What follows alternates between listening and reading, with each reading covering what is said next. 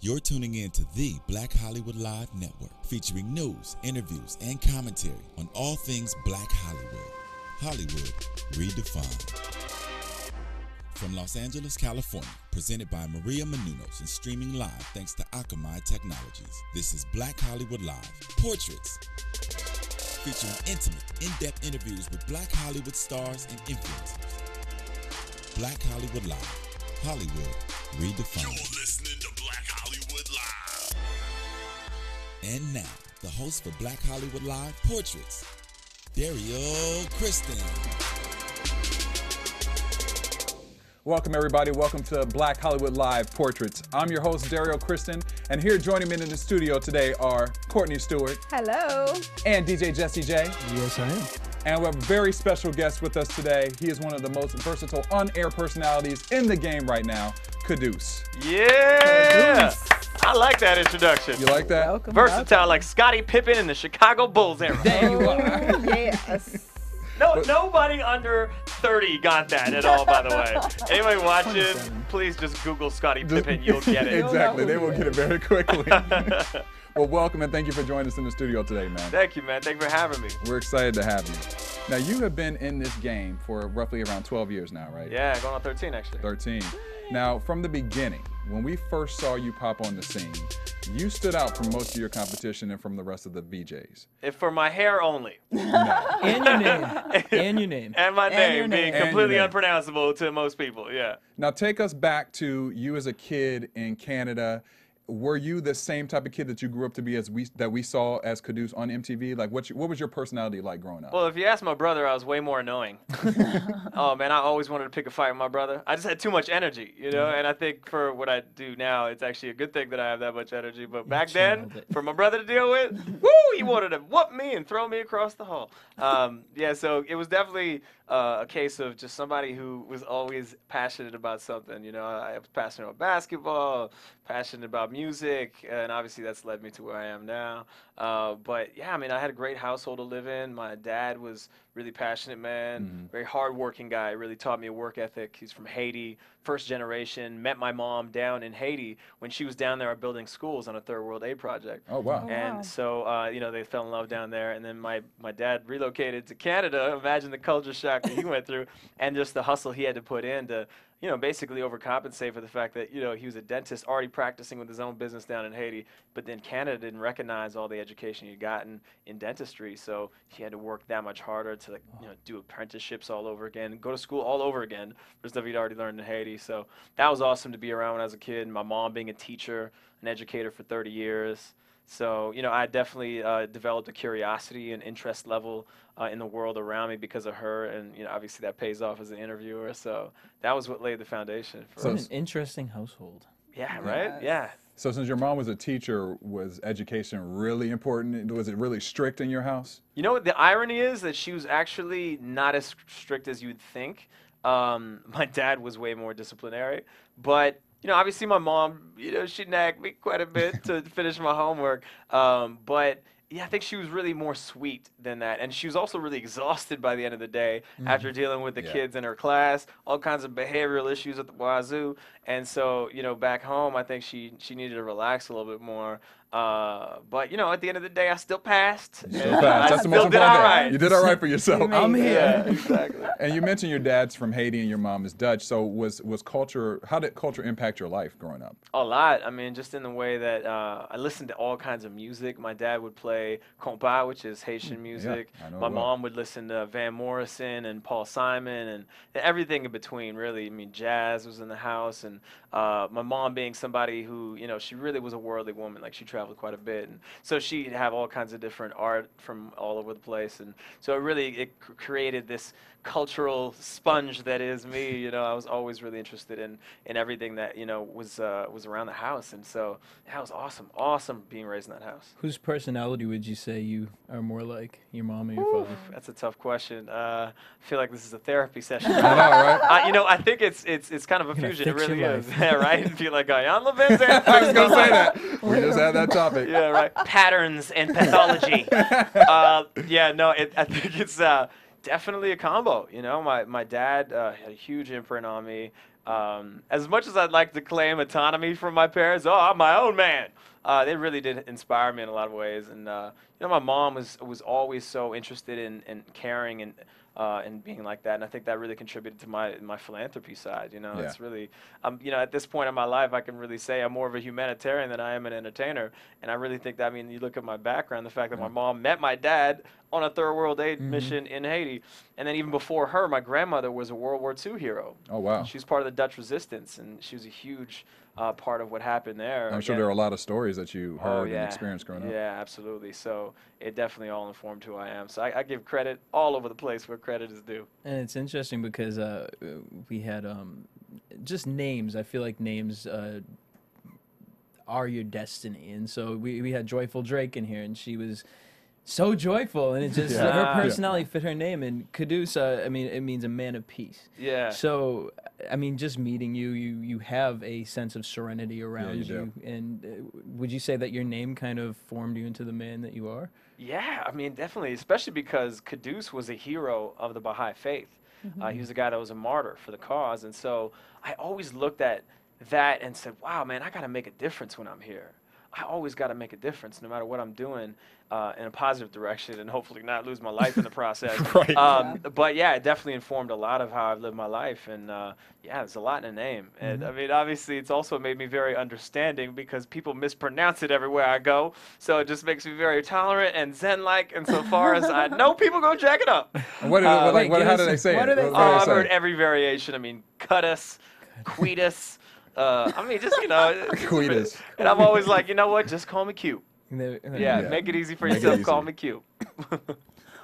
I like that. Man Now, of peace. So, growing up, I read that you were an avid chess player. Yeah. And are you pretty good? You still got skills? You know what? I haven't played as much lately. Okay. But I can still hang. I mean, You get a little. it's one of those things where I just don't have as much time as I used to. Right. You know, and back in the day with all kinds of disposable time. Now I'm pretty busy. And chess is one of those commitments. I mean, you can sit down at a board and be there for hours, and that's usually what it takes. So now, no, not so much. But yeah, back in the day, and it was huge for like just my mental development. You know, as a kid to be able to have chess as a part of the fold. So I'm glad I got it in while I had a chance. And speaking of commitment, you are a DJ as well, and so where did your love? Because that is a huge commitment, and to me, I feel honestly, music is life. It tells your story. How did you get into wanting to make that a career? Man, the journey of a DJ for me started when I just realized I love music. I would stay up late at night on a Monday night. There was one radio show in Ottawa, Canada, where I grew up that was dedicated to hip-hop. It came on at midnight on Monday night, and the Haitian Sensation. That was the DJ's name. The Haitian Sensation was the DJ of that show. He became a friend of mine. His name's Henry. Shout out to Henry wherever you are. But he seriously sparked that passion for like mixing and like curating an experience for people around music. And I just never forget, I used to tape that show with the cassette tapes. I'm dating myself now, but I used to tape that show, and I'd wear out that cassette tape throughout the week, listening to my little Walkman around school. And then sure enough, I'd be there at the decks again on Monday. But then, a good friend of mine named Scott, we were one day, it was a summer day, and we were at his house. We're digging through his basement for random stuff. You know how kids do. They just got time on their hands. I was like 14, 15. We found these old turntables. And so we dusted them off. And at that time, Wu-Tang Clan was really big. Oh, yeah. Yes. So all we knew was we needed to do something with these tables and get some Wu-Tang Clan. And so literally we created a mixtape that was very Wu-Tang Clan influenced. A little bit of other stuff, but like heavy on the Wu-Tang Clan. And at the same time, I was also a spoken word poet, so I sprinkled in some interludes in it. And we just made a mixtape for our boys, just like out of just pure, fun with these new turntables. And we weren't so bad, and it just went from that to then we did basement parties and I splintered off and did my own thing for a little while. And then, when I was at the University of Ottawa, a friend of mine named Sam somehow lucked up on a spot on the campus radio station. And he said, man, I got Wednesdays at noon. I don't quite know what to do with it. I know you spin, and maybe you can help me out. And so, boom, I went ahead and, helped out Sam with this 1 hour he all of a sudden had on this campus radio station. And that was my first experience in broadcasting. Not even on the mic hosting. I was just DJing. I was just spinning music.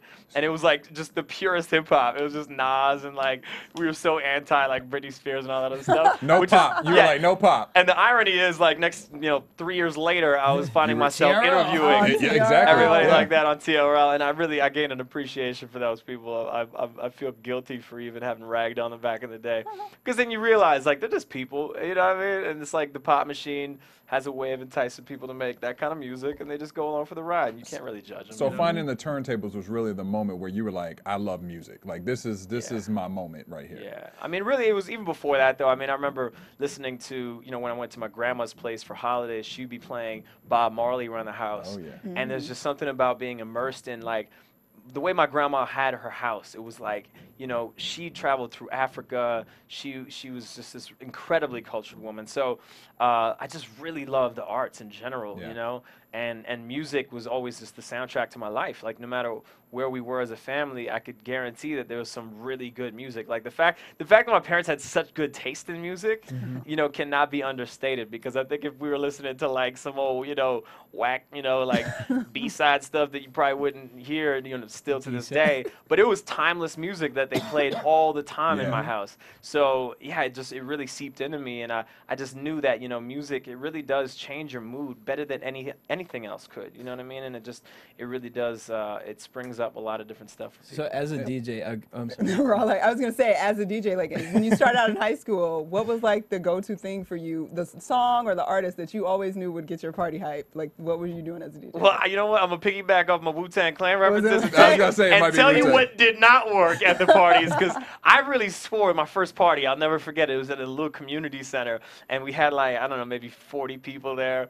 They didn't necessarily come for the music, but it was quickly evident that the music was important, because I swore everyone in the room loved Wu-Tang as much as I did. This is the first lesson as a DJ: know your audience and don't play music for your own enjoyment. Right. You gotta cater to the room. Cater to the room. Woo, boy, I'm getting. He's getting excited over there. He's on the going couch. back. Woo! It just makes it my back. damn Take it headphones back. fall off. But literally, that's what happened when I realized not everybody loved Wu-Tang. My headphones fell off. I was just like, what is going on? Everybody clearing the dance floor. All I wanted to do was play Wu-Tang. But then, yeah, obviously, I expanded my palette.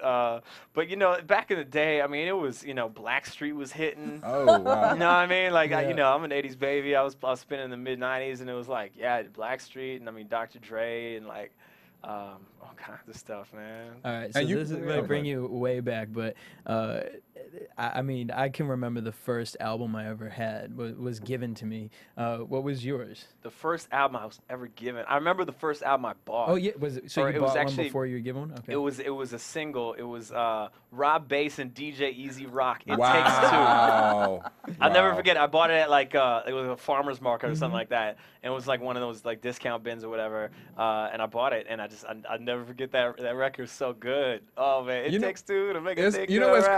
crazy? What you're saying about hip hop and just old school music anyway, which we call that old school now, which is like 80s and 90s, which is crazy.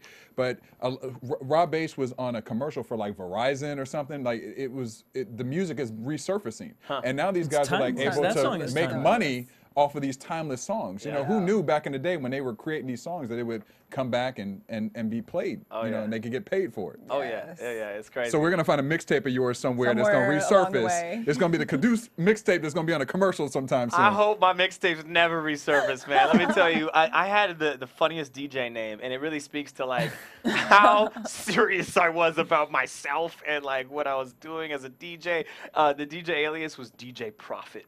Wow. And how that did isn't you- how prophet. did you- It was how like did you about know that as in name? like I I'm get it. prophetic with the records I play, like way too self-indulgent. Yeah. Oh, wow. Okay. But you gotta have a little gusto as a little DJ, bit. right? love it. I would love to hear that Wu-Tang mixtape actually. It was good. Yeah, can you boy. get us It some was copies good. of that? I know. Yeah, I think You know I what? wanna hear I it. kept it. There was a cassette tape, though. You know, they have expiration dates. I mean, that thing withered away after a while. But I mean, it was definitely just a moment in time, man. It's just something to look back on. And Yeah. you know, I'm just so glad I've managed to evolve out of that because it was humble beginnings, no doubt. So, like in college, you were a philosophy major. What made you choose that major as a career? The You know profit, what? is that, yeah, because it seems like it's all tying into some of the things you're saying. The profit, your name. Why'd you choose that? You know what? I would love to say that it was because I was very philosophical, and my first book that I read was actually the autobiography of Malcolm X, and so I did really feel philosophical in a lot of ways.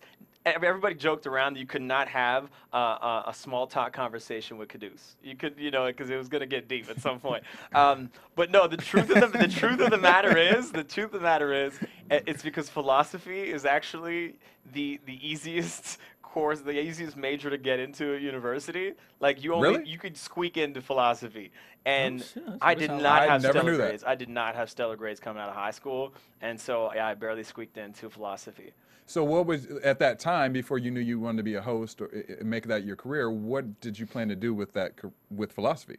Like, were you going to... The plan wasn't really laid out. Okay. He was going to find There was no plan. Yeah. The plan was no plan. The plan was no plan. I really didn't. I really thought I maybe could do the MBA. I just stopped growing at one point. So that dream was no bueno. And then, I thought, yeah, maybe I could be a teacher because I really loved, how my mom made a difference with these kids, and it was so fulfilling for her. But really, my bottom line was really making a difference, and that's the only thing I knew. Coming out of high school, that's the only thing I knew, is that I wanted to make a difference. I didn't know what that was going to look like, so I just went ahead and did philosophy just as a kind of, a placeholder. But, ultimately, I figured out that, the entertainment business has the most influence, for better or for worse, on this next generation. And if I really want to make that big impact, it's going to be through the entertainment business. And then, sure enough, after one semester at university, the modeling industry started calling, and that's when that picked up. Yeah, so tell us a little bit more about that, because we know we were mentioning before that you obviously stood out from the beginning. So I'm assuming that also was the case with the fashion world. So tell us how you got discovered. You know what's funny is that in high school, nobody remarked how I looked, right? But then for some reason, as I was in my first semester at university, a lot of people started telling me I should be a model. And I was like, word? I was huh? There are male models? I thought, that's just Fabio, right? No, it's like a full-blown industry, and you could do it. And so I was like, okay. And then it just got real when, like, one of the major agencies in my hometown in Ottawa made a point of saying, yes, absolutely, like, we can get you gigs, and they laid out the whole dream, and I was like, okay, you mean to tell me you're gonna pay me how much for stand in front of a camera, look pretty, and I'm gonna travel the world, and there's gonna be beautiful women around me everywhere? Sign me up, you know what I mean? Like, philosophy can wait. And so, yeah, I just dove right into the modeling thing, and it really took off, and it really provided me so many opportunities. Like, I was with Elite Model Management.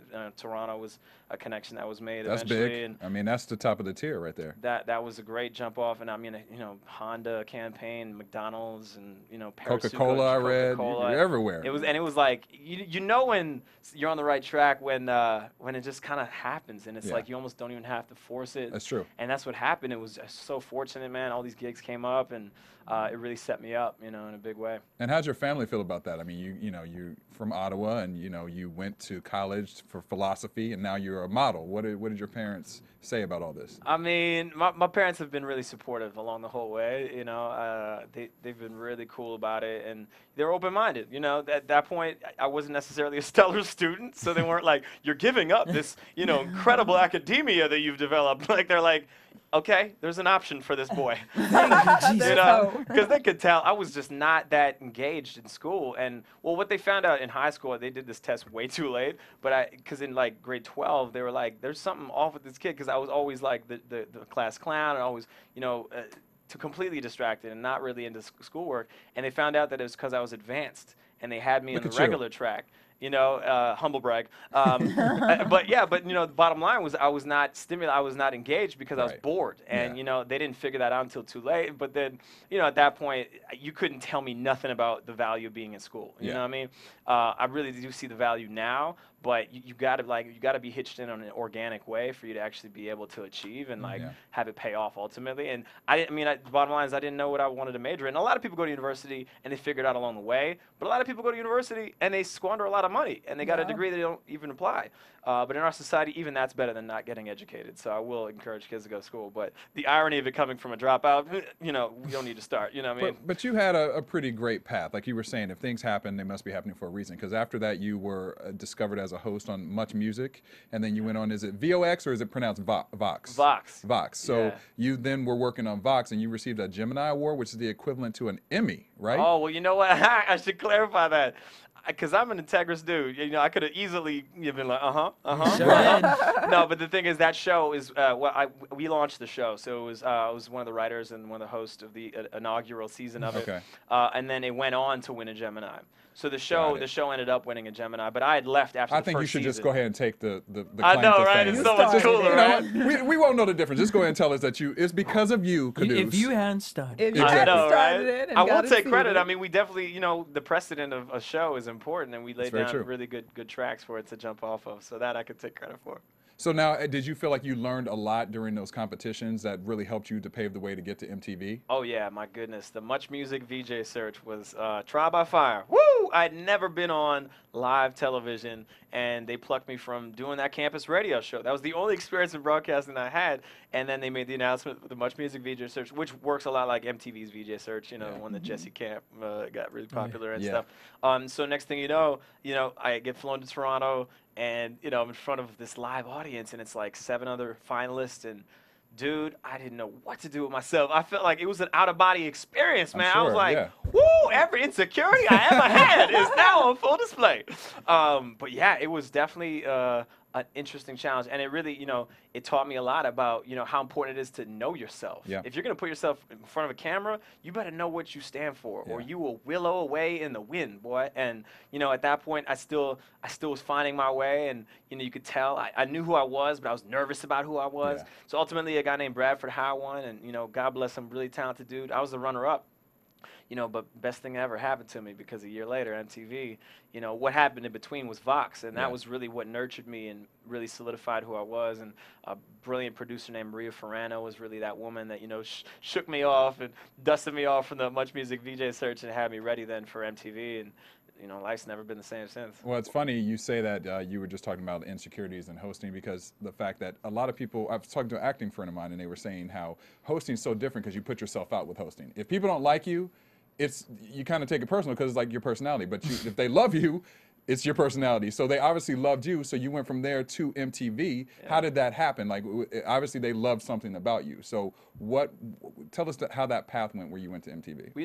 It really goes to show that you just never know where your blessings are going to come from. And you got to be open and accessible for people you wouldn't necessarily think would make that difference with you to make that difference, because it was a young guy named Ben Barry, who at the time was, I think, 16, 17 years old, the youngest modeling agent in Canada.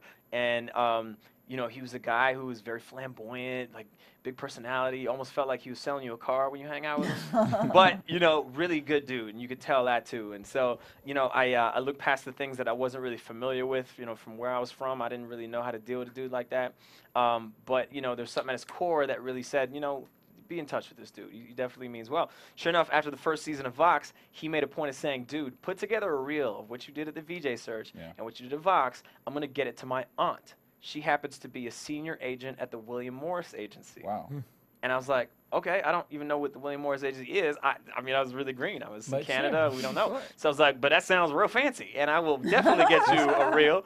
And got a lot of letters. Yeah, right? And so I put together the reel. I gave it to him. He sent it to his aunt. Her name is Nicole David. Nicole David at the time was representing Whitney Houston, Alicia Keys. I can only imagine when she got that DVD from her nephew, right, in Canada. Like, okay, your friend in Canada is gonna be what now? Oh, okay, I'm busy. I got Alicia Keys calling. But sure enough, she eventually watched the DVD. God bless Ben, because I think he nagged her every time they talk over the course of like 6 months. Finally, she watched it. Took it off the table where it was probably a coaster, and then put it in. And so sure enough, she thought it was great. And so she was like, all right, your boy's got talent. Next time he's in New York on a modeling job, make sure he pops into the William Morris Agency over there. I'll set him up with a meeting with a junior agent. And sure enough, I met with this guy, Kenny Goodman. And after 5 minutes of talking with me, Kenny was like, you're MTV all day. Wow. And so the next day, he had me in MTV's office meeting a guy named Scott Venner, who is now the music supervisor of Entourage and 90210. But at the time, he was a talent development executive for MTV. And, man, I sat in front of him, and I was like, whoo, I've never seen MTV, but I get that it's a big deal. I mean, it's, middle Times Square. Who like, the hell are all these people? And all of a sudden, I was like, ooh, I'm I've never had so much dry mouth in my whole life. You know when you're so nervous, you're like, your mouth feels like the Sahara Desert. I was like, woo, ah. And then, we just talked, though. It was just him asking me questions about, my life. And so we talked about everything. And at one point, I remember he said, why do you want to be a VJ? And I was like, you know what, because I can't sing like Maxwell, and this is the next best thing. Now, that's a line. You know what? But, it's funny. I just came genuinely, and it was the only moment in the interview where I felt like I actually made an impact. Like, he has this poker face. Yeah. Oh, man, he had this poker face, dude. He's one of those dudes just wouldn't give you nothing. To this day, you can't really tell where you stand with Scott. But he's my boy now. But, like, at the time, I didn't know what to make of it. I was like, ooh, man, is this when I tap dance? What the hell? Woo! It was so... it was the toughest interview of my life. But sure enough, I just was myself, man. I thought, you know what? I'm just going to be who I am. And, through the nerves and the dry mouth. And, he put me on camera. Had me read some cue cards from TRL that day. I still had yet to see TRL, so I had no idea what I was really referencing. You had no research done or anything. I was just totally winging it, I probably would have been smart to watch an episode of TRL before going in for an MTV interview. But, at the time, he told me later, at the time, they weren't even looking for a VJ. And so he just did the meeting out of courtesy for this agent at William Morris. And then sure enough, he liked me. I couldn't tell walking out of the office. I couldn't tell. But sure enough, then 2 days later, I get a call from my agent, Kenny Goodman, and he said, they want you to be a VJ on MTV. Wow. So from that one meeting, you got the job. That's it.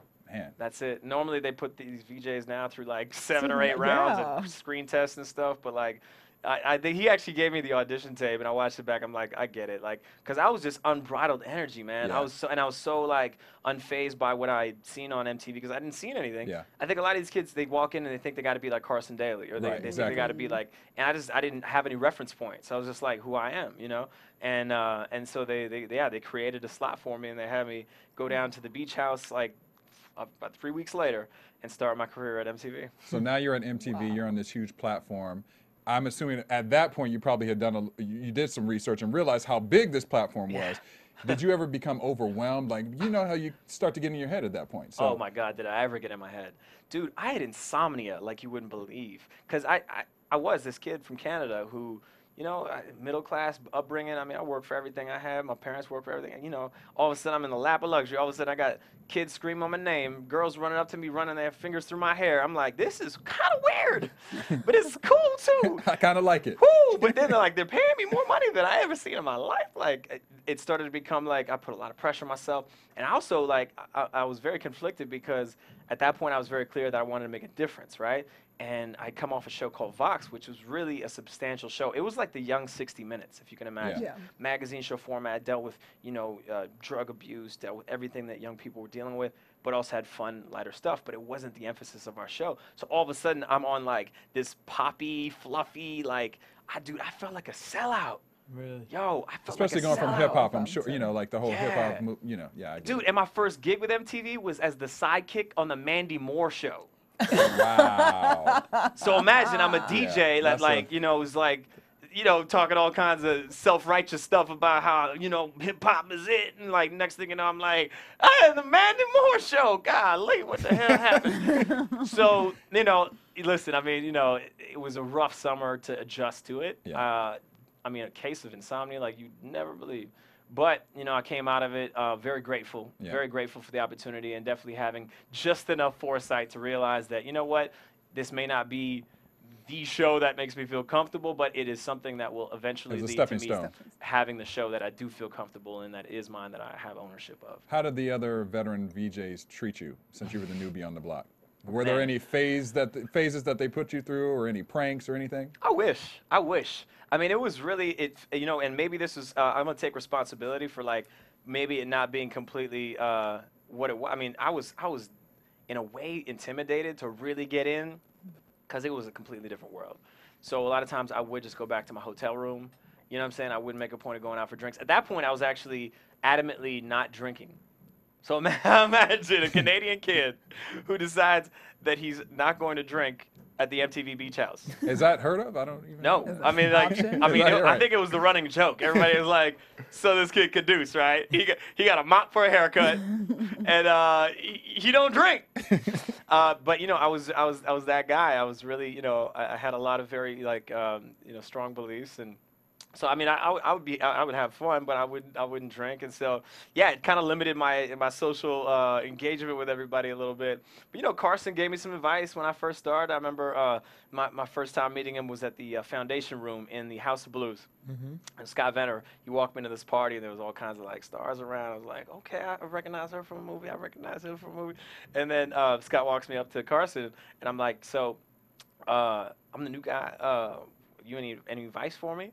And he goes, very simply, in the midst of this party, he's not trying to really give me a whole breakdown. He's Right. like, you know, be yourself, have fun, and don't date girls in the industry. Wow. I mean, Carson was just coming off of having his heart broken by Tara Tara Reid. Reid, and right? Jennifer Love That's what Hewitt. I say. Meanwhile, I'm like, okay, uh-huh. No girls in the industry. And that was the extent of our conversation. So I make up a whole thing about like what that means. Okay, so oh, it's because, you know, if you have a girl in the industry, that means it's more of a publicity stunt maybe, and it's not as genuine in a relationship. And then I didn't know the whole background. So anyway, you know, I made up a whole lot about that. It was a really, really interesting time, you know, to like really learn as I went along and like not really have a mentor. I mean, you know, Carson didn't really take me under his wing. You know, it was like very professional. I mean, Learn as you go. learn as I go, you know. I didn't make a point of asking him to be my mentor. He didn't make a point of reaching out. So we could both take responsibility for that. But, you know, that's why I'm so adamant now whenever I have a project where I'm bringing people under me that I really do, like, take that minute to really explain things out and not just leave it at, like, what, don't date girls in the industry? Like, you know, so I think that's an important part of, I think that I really want to make a point of always doing is, like, strong mentorship because it makes things easier for people along the way, you know. People are still going to learn the hard way a lot of times. I mean, people, you know, generally just don't learn quite the same if it's not experience driven.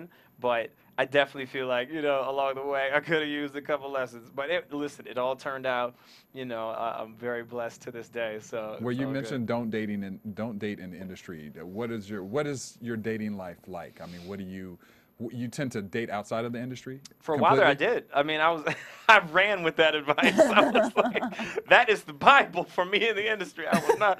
So I made a point of just dating outside of the industry. And, you know, I think to that credit, I actually find that it actually routed me out quite a bit. You know, I dated somebody she was the head of neurology department at a hospital, and like, you know, I dated girls that were far, you know, above and beyond what the industry was doing. So I think it always gave me a conversation that was driven by other things than just the industry. Yeah. And ultimately, you know, it made me a well-rounded person. But it also, like, it drove some of these girls crazy that I was going to Cancun on spring break. I'm sure. And, you know, it's You're hard around for the most What beautiful are you girls doing around. down there? Exactly. It's like, you know, and a lot of them just wouldn't be able to ever really believe that that I was just with them, like, and you know, that they just want a side chick, and I was actually like dating Mariah Carey or whatever. You know what I mean? It was like, so it was interesting to see how that played out. But ultimately, I expanded my my option base. Well, you said this was like a learn as you go sort of process. What do you think the biggest mistake is that you made during that process, and what did you take from it?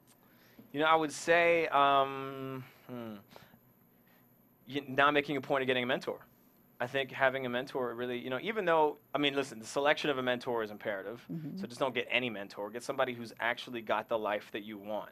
And don't settle for anything less, because if you're like getting advice on relationships, but the guy's just gone through 3 different divorces, you probably don't want to have that as a mentor if you want family in your life. So I would say get a mentor. I would say also make sure you really think through your decisions before you make them, so that you can really just like hit the ground running with those decisions and not like deliberate and look back and wonder if you made the right decision. Like, you know, really sit with it, you know, write it out, do whatever you need to do to really process it, but like, but make sure you come to that real definitive decision and don't look back. And also just make your decisions from like your core values, you know, not what you're hearing like your boys say is going to be cool, whatever have you, but like really what you believe in.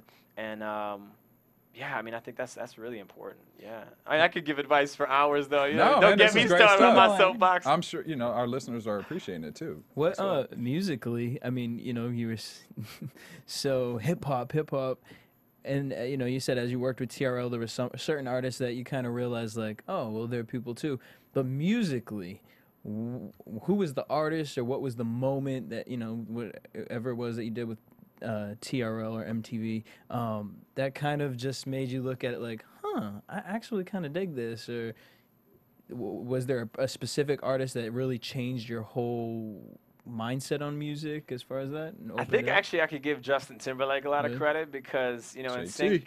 Yeah, JT. I mean, really, and the way he was too, just as a person. Like aside from his music, we got to spend a lot of quality time. My first, like, I could say, well, those are some interviews before him, but the one where they let me have the reins, like up until that point, I was like Carson's sidekick. I was out there on the street, like dealing with all the kids going crazy, and then they were like, no, this is gonna be a show that you're gonna anchor, and it's Justin Timberlake, and it's Justified coming out, and I mean, it was a moment, you know, and like next thing you know, you know, I'm getting to know Justin and getting to know that, I mean, that his background was what it was, and you know, he did In Sync, but I mean, it wasn't necessarily all that he was, and then I started to really think about, you know, even in the In Sync stuff. I mean, although that manufactured boy band thing for me, like on a, you know, philosophical level, was, you know, whack, but the fact is some of their songs were all right, Yeah. you know, and if I'm really being honest and not being like, you know, too self-righteous, that was cool. And so then when he really made the swerve into what we know him now, it was very clear that I was like, you know, super judgmental about, you know, a lot of the people that were making this music, but really it's like it's way deeper than that, and like you can't judge a book by the cover Right. or by a song, you know. And you know, then we hung out, and I remember like after the show, we had such a good time doing the show. I went to like this release party after. He had me at his table. We were partying like crazy, dude. Like I'll never forget it. We were in the corner table, and he was popping a bottle. I was right to his left. It was like a moment, you know what I mean? Like nobody will ever forget when Justified came out because I feel like it really did change a lot. I think that in the was course hot. of pop culture. Yeah. And I remember the New Yorker did an article about Justin at that time, and they featured a picture of us on set, and it was like it really started to feel like, oh wow, like I am part of pop culture. Like Yeah. I'm not just now like this kid back in Ottawa, like, you know, oh, I'm hip hop is it. Like I was like I am now a part of pop culture. So if I'm still having these limited beliefs about these pop stars, I'm actually hypocritical at this point. Right. So it really flipped the whole So script. you on would it. say he's probably your favorite interview, would you say? Or He's great. I mean, you know, Alicia Keys is amazing. She's so warm, you know, and so genuine. Like anytime you're around her, you just feel like you're sanctified. Just like, are you Mother Teresa She does or have Alicia that Keys? energy. Yeah, Oh, it's so she beautiful. And then, you know, Will Smith has always been great too. You know, he makes you feel like you've been friends for years. Yeah. He just starts cutting up, and you know, just a really cool guy. And I mean, I've had a lot of great. Stevie Wonder was just, you know, out of sheer respect alone, I had that moment with him, and but the way he was, it was incredible too. You just never know where he would go in an interview. He has like that jazz mentality, you know, and it's like I just love people like that. They don't come with a soundbite. They just come with like, you know, a genuine listening, and where they come from is just so spontaneous. I love those interviews. You just never know where it's gonna go. And you worked with Britney Spears and Usher for their HBO concerts. Oh, they're Showtime specials. Showtime. Yeah. That was for the Onyx Hotel. Were you asked specifically to do that? Like, what went through your mind when, you know, Showtime, Britney Spears, Usher, like two of the biggest artists out at that time? I mean, yeah, it was really, oh wow, it floored me, man.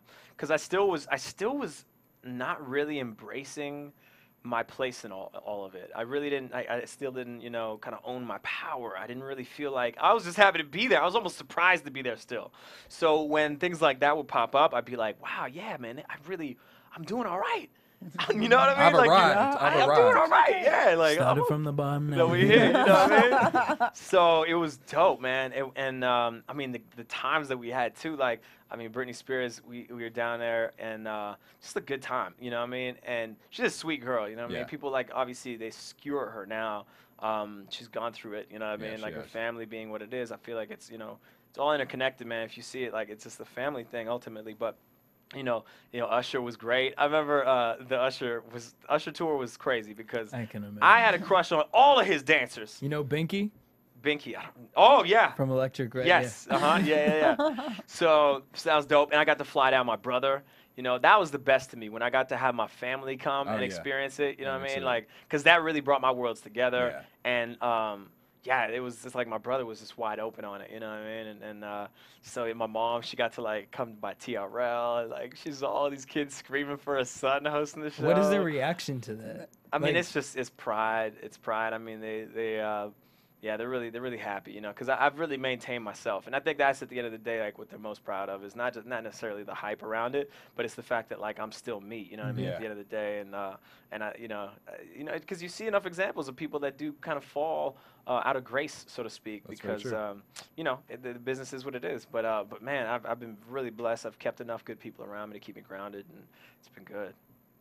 And so, because you've won so many different awards too, so you were in the 50th sexiest men ever by Teen People or something like that. TV's hottest new star. I mean, you've had some experiences. Coolest guy The on coolest television. guy on television. That's the best Associated one. Press. Oh wow, yeah, y'all And- gonna make me blush up And in they, here, boy. they called you the Ryan Seacrest of hip hop Hip-hop generation. Oh, that's the New York Times. That's New York I Times. remember that. Yeah. Now, did you talk to Ryan after that? Did he ever give you any advice? I mean, I'm sure he saw the article comparing you to him. So that was at that time he was definitely on the come up. Was So, it more of Yeah. a Carson Daly type of thing? It's more of a Carson Daly type of thing. No, don't get me wrong. I mean, listen, some guys make a point of reaching out, some guys don't. And Ryan and I, we've had very limited conversation.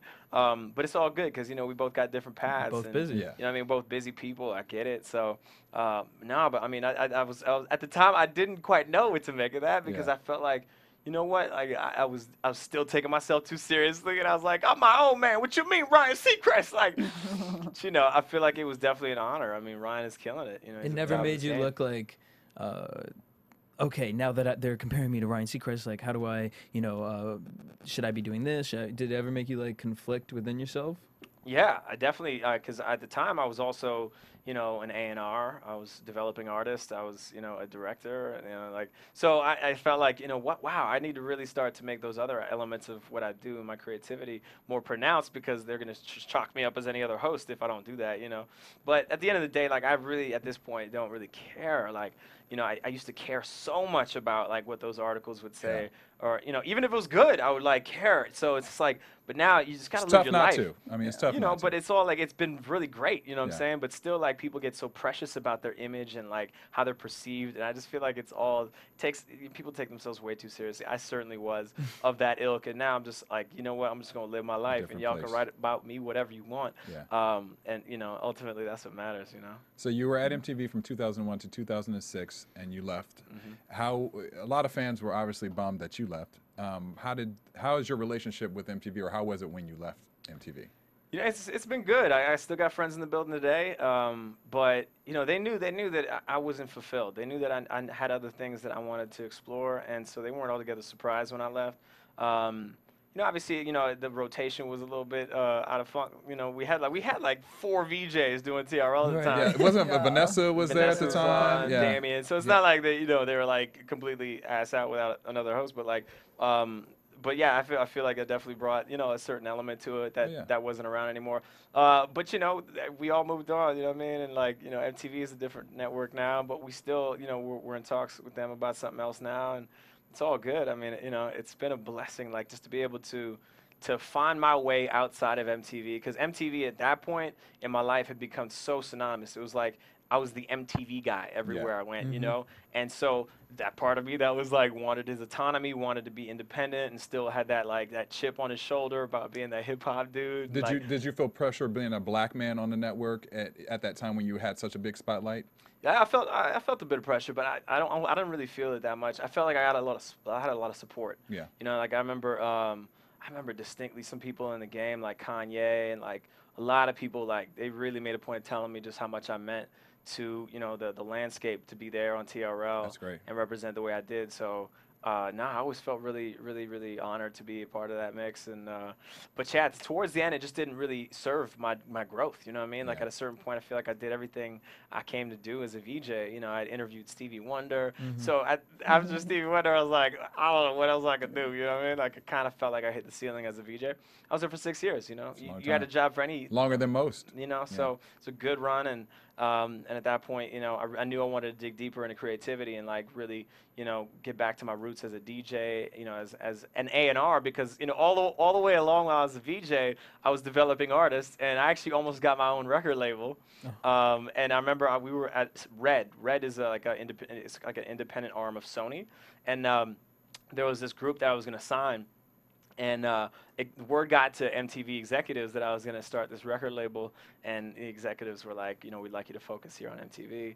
And so, ultimately, I needed to stretch my wings, and I really enjoyed like being able to go from that to MySpace, which at the time was, you know, the biggest platform online, and you know, I felt like I managed to really get there at an exciting time. So I learned a lot about what was happening in the tech world at that point. And for me, like it's all about growth. You know what I mean? Like, and no matter how like glitzy the opportunity is, if you're capped out on growth, it's an important thing to like know how to leverage that into other things. You know. And you discovered an artist by the name of Mateo, who you're going to see tonight, who's opening for Keisha Cole and Chrisette Michelle. Michelle. Yeah, so he's on Interscope now, and so proud of him. I mean, I discovered him back in like 2007, and got him signed to MySpace, which, by the way, was a subsidiary at that point. Our parent company was Interscope, so I love how, you know, all these years later, Interscope still has their claim on him. And you know, listen, he's kept developing. Like, I can't take that much credit for him. I really was just the one to like say, you're dope, and I have an opportunity to be signed here.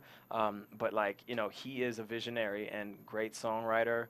He produces a lot of the stuff. He works with Crucial Keys, and Crucial Keys the one who, you know, he's so humble though that he'll make a point of telling Crucial, "Oh, I'm not a producer," but like Crucial's like, you know, Crucial Keys works with Alicia Keys, Grammy winner. You know, if he tells you you're a producer, just take that credit. Take that credit. But like, this is how humble Mateo is. But he's, you know, he kept growing as an artist, and now if you listen to Sweet 823, which is his latest mixtape, I mean, dude's like, he's about to burst, you know, and like he just came up with a song called "How Good Is Your Love." And I had his A&R now over Interscope hit me up today on email, like, you got to hear this. We're running with this as the single now, because Doubt originally was going to be the single. So anyway, some exciting stuff happening around Mateo, and like to see him touring, going Club No Key tonight, you know, it's going to be great to see him open for Chrisette. And you directed some of his music videos too, right? Yeah, yeah. I was, how was that like? Well, I mean, being in front of the camera, now you're kind of behind the camera. Is that something you want to pursue a little bit more? Yeah, I loved it. I mean, Mateo, you know, to his credit, he was the one that actually really encouraged me in being a director. You know, as I gave him his opportunity in the record industry, he gave me my opportunity behind the lens. He saw something in me in the way I was like vlogging and stuff, the way I was editing on iMovie. He was like, I mean, listen, he was the one, he said like, yo, you want to direct the music video for me? And I was like, word? Okay. I don't quite know how to direct though. And he's like, no, I see it. You got something. So I was like, cool. So we just had an experiment of it, and thankfully I got a great DP who, you know, helped me along the way. This guy, Michael Dispenza in New York City, and a great guy, Kevin Boston, who taught me how to edit. You know, we just sat there like, you know, he broke it down to me, and then next thing you know, we did the Empire State of Mind remix video. Oh yeah. And that was like, man, I went obsessive compulsive on that video. Like, now I know how they, you know, they talk about filmmakers just getting lost in their work and like becoming like almost manic about it. Like, I remember working so hard on that video because it was not only a video for Mateo, who I really felt strongly about as an artist, but it was also really a love letter to New York. Because I actually went in there in New York. We shot over the course of, it was one day we shot all over New York City. And this is like after I'd lived in New York, in LA for like 3 years, 4 years. And I felt like, man, I want to go back to New York and do justice to the city. You know, because the Empire State of Mind video with Alicia and Jay-Z was like Hype Williams doing these sweeping aerial shots in New York. But I felt like that, to me, wasn't the experience of New York that I had. I wanted to go in and really be with the people that like infuse the city with so much character and like soul and, you know, all that stuff, the juicy stuff that we didn't get to see really in that video. So that's what I did with the video. And so it really became like another, I have a tendency of taking myself too seriously. And so I took it there. I made it like this thing where, you know, but ultimately, you know, anybody that sees it really feels that strongly about it. They're like, yo, man, like, you did New York City proud with that one, you know? So, and that was the jump off. That was my first directing thing. And now it's like on to the next and figuring out what the next thing that's going to be fulfilling in that realm. But, you know, man, I got all these little, you know, these projects that I'm excited about. It's all, you know, equally fulfilling on different levels. So, you're an artist, so you got your hands in a little bit of everything. Yeah, I'm excited, man. I feel so blessed, dude. I tell you what, because, you know, a lot of people do get limited, you know, or they limit themselves. And I just feel like I've always been, you know, able to just explore, you know. Now tell us about this acting thing that you were doing. You were on Girlfriends. You were on CSI Miami. You did an indie film, Life in Cracktown, and you. Life is hot. Life is hot Yes. in Cracktown. Excuse me. Yeah. Let me not forget the word hot. Life is hot in Cracktown. Yeah, not a lot of people saw the movie. I don't blame you for not getting the title right. It was very indie. But, you know, the vision behind it was really compelling at the time. And a good friend of mine was one of the stars of it. He convinced me to do a cameo in it. And I mean, that was like a real bit part, but it was really cool to like be on a film set versus, you know, Girlfriends, a TV set. And, man, I learned a lot that day. I mean, you know, but Girlfriends experience is powerful because it was actually it was stemming from my philanthropy. You know, the character that I played on Girlfriends, a guy named Xander, he was an activist on campus at UCLA. That character was written based off of the head writer seeing a blog that I wrote called The Love Manifesto. And that was really when I realized, when I left MTV and I started to really come into my own independence and really realizing who I was completely separate from MTV, I was like, really, I want to make a difference again. Like I almost forgot when I was at MTV having so much fun as a VJ that my purpose is to really make that difference. And so I wrote this thing called the Love Manifesto after I'd done a couple different community things. And this writer seen the blog and she wrote this character based on it. So I just needed to show up to set and be that guy. So it wasn't really, I don't think it was like the most, acclaim-worthy acting role. It was really just me, in the context of Girlfriends. But yeah, it was awesome, man, to do that. Would you like to do more acting? Yeah, absolutely. It was great. I'm just thinking about it now. I remember I was the love interest of Persia White's character. It's funny. Your episode was just on like a week ago on We. Oh yeah. I get tweets sometimes from my fans. They're like, yeah, whatever. I'm like, really? That's still in rotation? Okay. But at the time, so Persia was engaged to be married to. This is in real life, mind you. So it's Persia White. Engaged to be married to a good friend of mine named Saul Williams, right? Saul Williams, great spoken word poet, actor, and but I looked at the script and it had me kissing Persia, and like the whole scene with implied sex and the whole thing. So it's like, I felt some type of way, man. I know actors, they get nonchalant about it. It's just a job. But I'm like, yo, this is my boy's girl. I'm going to be slopping up on her.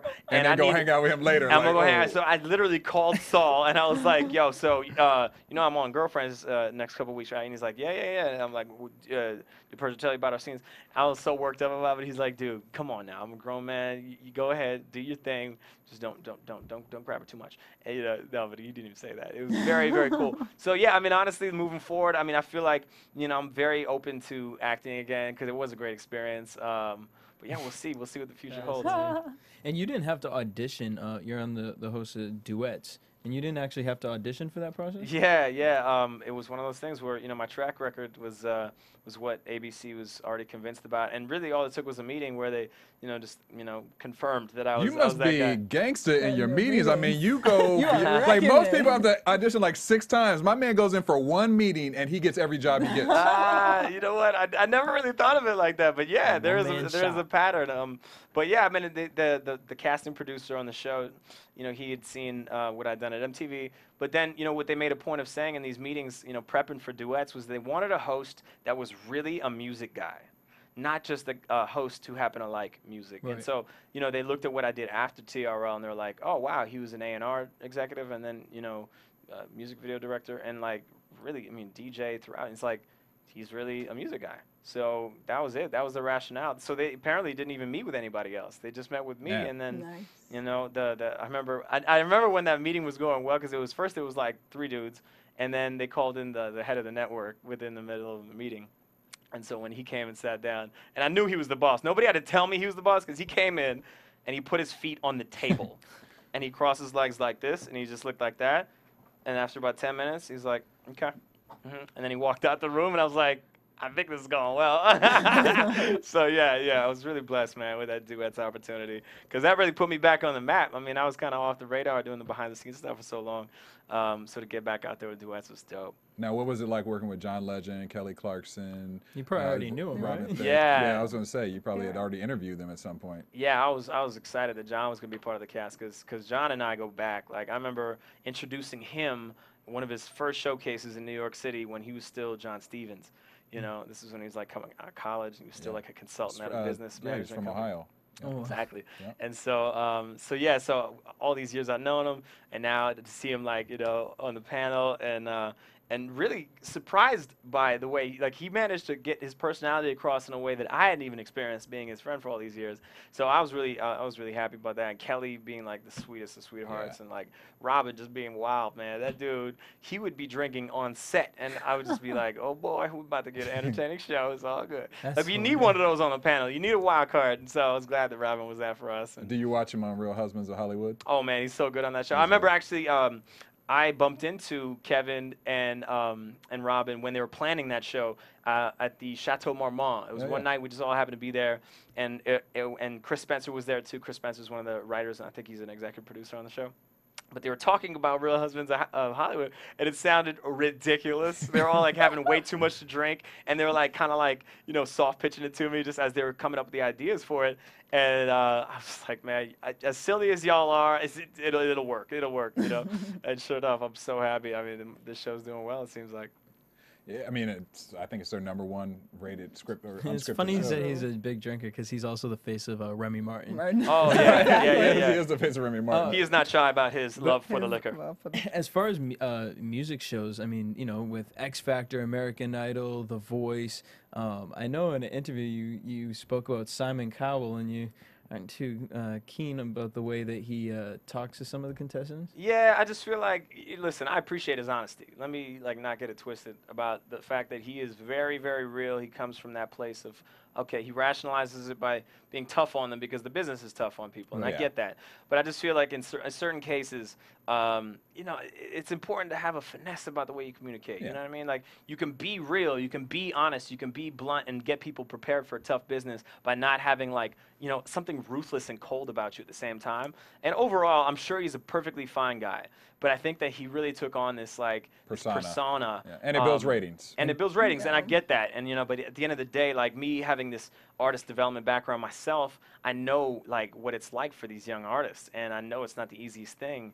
And by the way, the business doesn't always feel like Simon Cowell. Like, I think, you know, most record executives have a certain amount of tact about them. And, you know, yeah, maybe they're talking about you like that behind your back, but I don't think they're throwing daggers at you quite the way that Simon does when, you know, but I will say that the last couple of times I've seen him on these shows, he has had a bit of a softer thing about him, which is nice, you know what I mean? So I think he recognizes that, you know, that harshness is not necessarily the only way to go. But listen, man, I don't knock the man. I don't know what the man does, you know, behind the stage, backstage, after. Maybe, you know, he's the sweetest guy in the world, and maybe he even preps everybody before the show and says, listen, I'm going to be a total dick.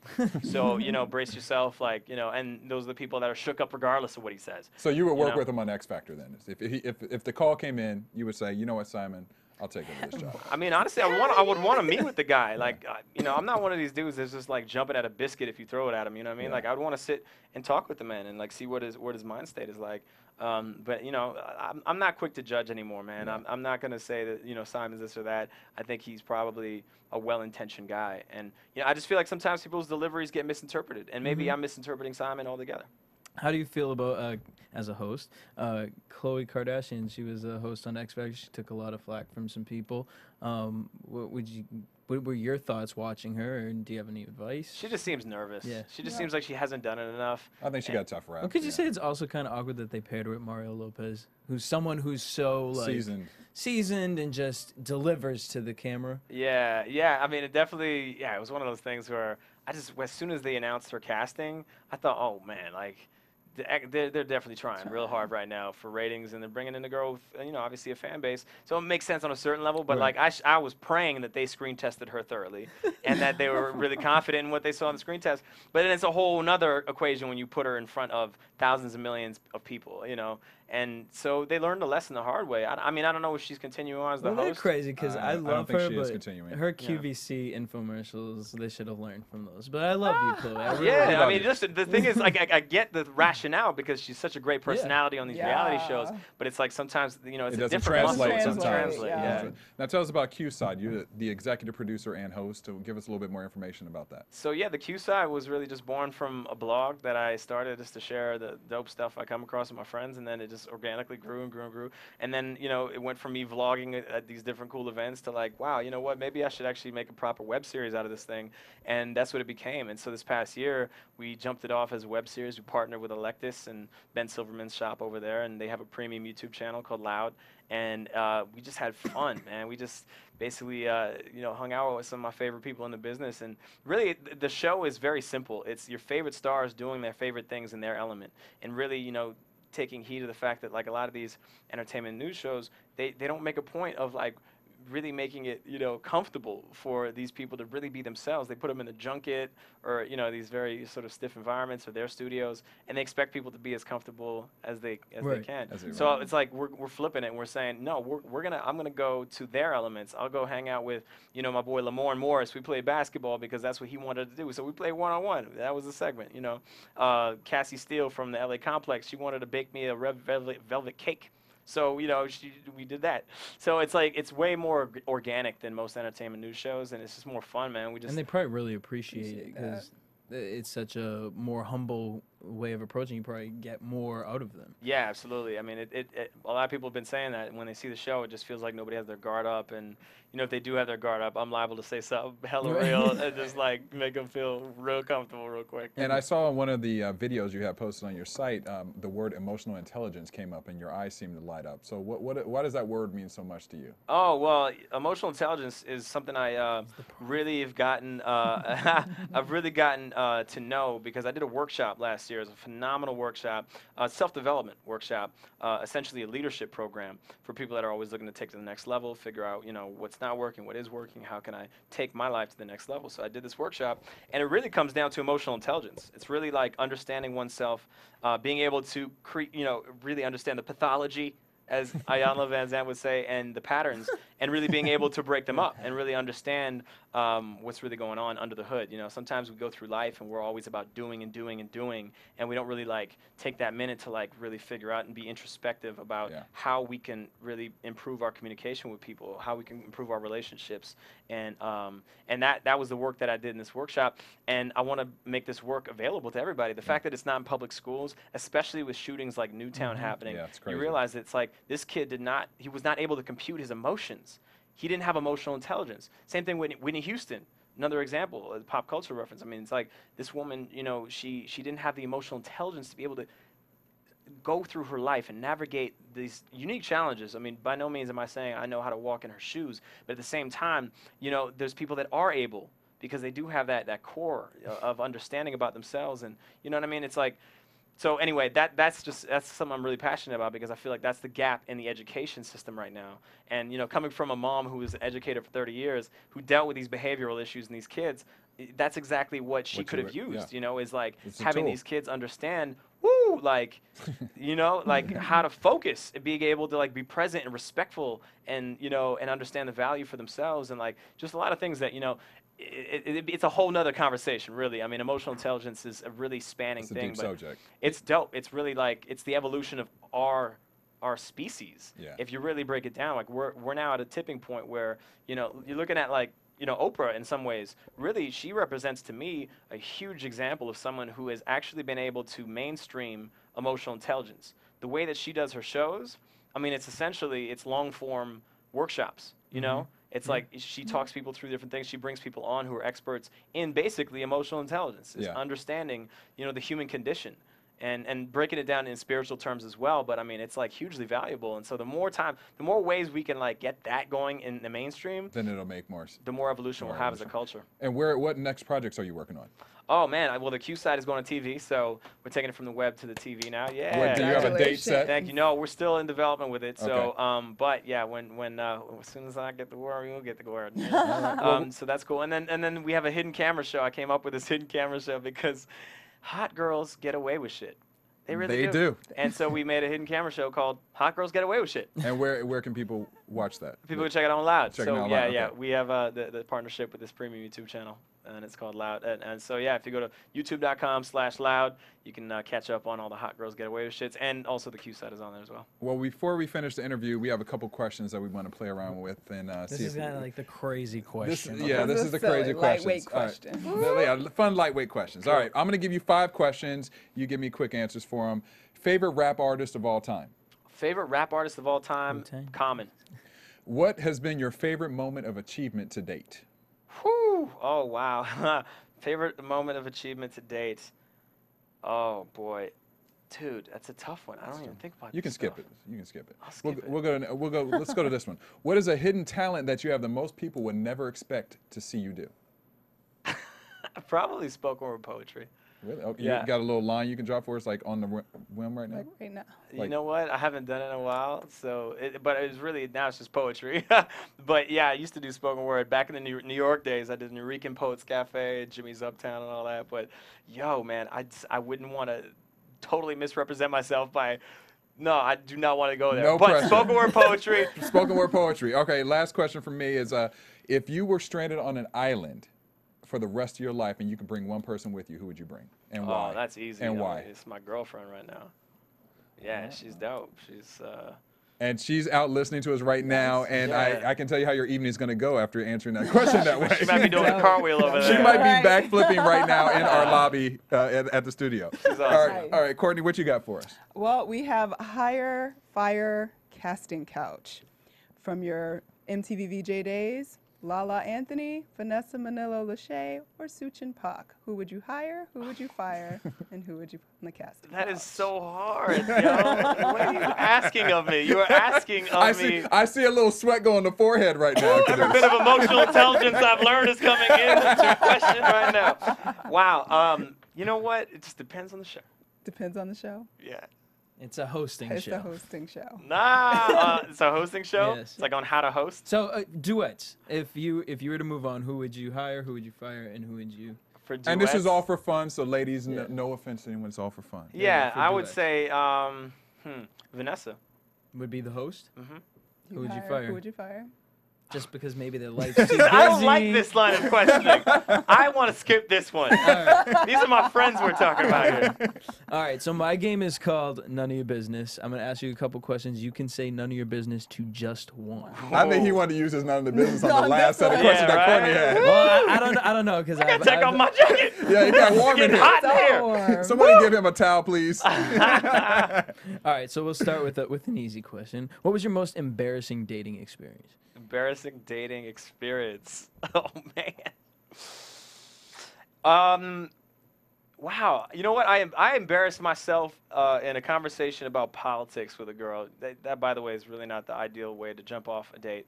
But you know, I didn't really have a lot of information about what stand I was taking in this particular campaign, and I just knew the vibe I got from the guy who was running, and so I was like, yeah, but he got a better vibe. And in a conversation about politics, that just doesn't go over. So I embarrassed myself that way. But in terms of embarrassing myself, like I know y'all looking for like something crazy. Like I fell down the stairs. We know you or got it something. in you. We know we got something. That's You know what coming. it is about my memory? I got a selective memory, man. is that Anything what that's it like that terrible and traumatic, I just delete and I move on. So you ain't gonna get anything that juicy. All right, on well, that there you one. go. What was the last lie you told that you got caught? The last lie I told. So we just keep banging them at you. Man, I ain't scared. You know, I'm open book. But what's the last lie I told where I got caught? Man, Or just what's the last lie? Let's just put it out there. the last lie. You can tell the truth. You know what? It was probably, oh man, dude, I'm really having a hard time. I'm a really honest person, like almost to a fault. Like I will keep it real. You know that skit, that Dave Chappelle skit where keeping it real goes wrong? I'm like that guy. You're that guy. So You're that I guy. keep it real to a fault. So dude, that's my answer is that I can't even remember. I really can't. What makes you feel most insecure? What makes me feel most insecure? Man, I mean, not to take it down, but like just the idea of death, man. Like the idea of death, like you just never know. And thinking about like my family, like my friends, like dude, anything can happen, you know what I'm saying? Especially at this Boston situation, I'm just like, that makes me feel really insecure. It's just like never knowing about how the next day could go. But I have faith though. I do have faith. So, I'll swing it back up on that note. Swing it back up. Last one night stand. Last one night stand, man, I only had one. That was all I needed to really figure out that I wasn't a one-night stand kind of dude. But it was a one-night stand. My first spring break as an MTV VJ down in Cancun, Mexico. And you were sober for it. And you know what? No, by that point, I was like, this was about a year in. I was 21. I was legal to be able to drink. And, man, I was just so precious about sex, dude. I had it up on a pedestal, yo. You'd have thought I was like a pageant girl or something. Or like, my daddy was You a said a pastor or pageant something. girl. I love it. And so, but by that point, though, I was like all up in the mix. I was like, everybody effing everywhere around me. I was like, man, this is debauchery all over the place. I was like, man, when in Rome, man? I'm at spring break. Can you believe it? Like, I'm a 21-year-old man. Out of all places, right. I'm trying to be a prude at spring break. I was just like, okay, you got me. All right, I'll have some sex. So, on my way out of this club, I saw this blonde girl. She's cute as could be. And I just was like, straight up, let's do this. Let's go. And so was that the line? Was that? I don't know. That was a paraphrase. I was like, damn, was that the line? Let's do this. I was like, was that the line? No. Let me be very clear. I think it was probably more like, hey, my name is Quddus. And now let's go. Let's do this. No, but it was, I don't know, it's some little chat, but it didn't take much because she was probably on the exact same wavelength based on results. Spring break, yeah. And it was wild, man. I mean, but I tell you what, though, it's important, I think, to have those experiences. But ultimately, I'm not that type of dude. I'm a little sucker for love. I'm a sucker for love. I'm a little sucker for romance. I like to get to know my woman. I like to respect the woman before I lay her down, And once again, your girlfriend is out in the lobby right now. Cheering. And she That's is like, that's my boo right there. Well, All that's Two just, more questions. One, what music are you embarrassed that you listen to on your iPod? Oof. Come on, there's got to be one song you got to We all got it. We all got one. Everybody's We all got got one. I'm just trying to think of the most embarrassing. Cause that you would roll your window up just to listen to the songs and even tuck back your seat a little bit so nobody can see you. Oh man, dude, you remember when JoJo was popping? Yeah. Oh, yeah. JoJo's still popping. That Yeah, Andre she's still song. dope. I mean, but like mainstream. Like yeah, she yeah. had like she had the bubble gum. The bubble stuff. Yes. gum. Dude, her first album. Yeah. Was And she was like bumping in my 15. ride. Yeah. It's like I love 15 years old, dude. Little white girl sings like a black girl. Yeah. So much of it could have been like, can't do it. But no, it's so good. It's just that, yeah, it's like some pop, it does it for me, man. And that was it. So sure. JoJo. All right, and for the JoJo, final yeah. question, what host should not be hosting on television right now? Man, y'all trying to make me throw people under the bus, yo. I mean, listen. Hold on. I don't even watch that much TV to know, like, because if something's whack, it probably doesn't come up on my radar. I don't even watch it. Well, how do you feel about the host on 106 in Park? You know what? I haven't even really watched that. I watched the couple shows in the transition where they're finding the VJ. I think that takes me back to my VJ search days back in Much Music. I relate with these kids that are auditioning live, but I mean, Bow Wow, he's a rapper. You know what I'm saying? Right. Like, I don't think he's going to profess to be the greatest host ever. Right. So, I think, Bow Wow's still got a lot to learn about the host thing. But he's doing his best, man. He's Bow Wow. Okay, yeah. So you're going to be politically correct with this. Well, how about we just say that's your none of your business? That's your none of your None of your business. business. Dude, I'm a nice Canadian boy. You ain't going to have me out here just throwing people under the bus. All right. It's not in my nature. Quddus, where can all your fans find you? And also, where can they see your new project that you were speaking about, the Q Side, and also the Hot Girls? The title is Hot Girls Get Away Hot with Girls Shit. Get Away with Shit. How could you forget that title? I know. Everything I just is remember at, the Hot Girls. That's That's all I right. remember. That's just fixated on that. TheQside.com is my website. I'm on Twitter at I am Quddus. I'm on Facebook at I am Quddus. And man, I'm just so blessed that y'all have me on your show. Thank you guys. And definitely keep in touch, man. I'm excited to show y'all all the shows we're gonna roll out in the near future. We're excited to show Excited it. to see it. Courtney, where can your fans find you? At Stuart Starlet on Twitter. At DJ Jesse J.